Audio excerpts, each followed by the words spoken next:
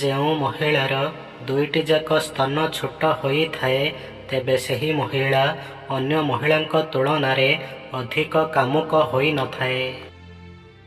ଯେଉଁ ମହିଳାର ଉପର ବାଲା ଓଠ ଲାଲ ହୋଇଥାଏ ତେବେ ସେହି ମହିଳା ସ୍ୱଭାବରେ କାମୁକ ଓ ଚରିତ୍ରହୀନ ହୋଇଥାଏ।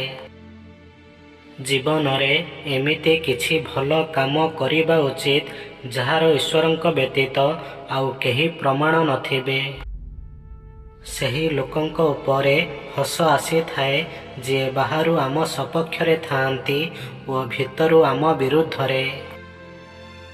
ଯଦି ସ୍ତ୍ରୀ ଉପରକୁ ଯିବା କ୍ଷଣି ଆପଣଙ୍କ ପାଣି ତୁରନ୍ତ ବାହାରି ଯାଉଛି ବା ପୁରାଉ ପୁରାଉ ଢିଲା ପଡ଼ିଯାଉଛି ତେବେ ଏହି ଉପାୟ ନିଶ୍ଚୟ କରନ୍ତୁ।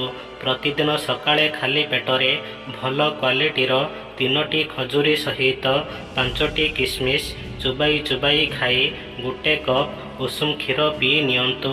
ଏମିତି ନିୟମିତ ଭାବରେ ସେବନ କରନ୍ତୁ, ନିଶ୍ଚିତ ଫରକ ଜାଣିପାରିବେ।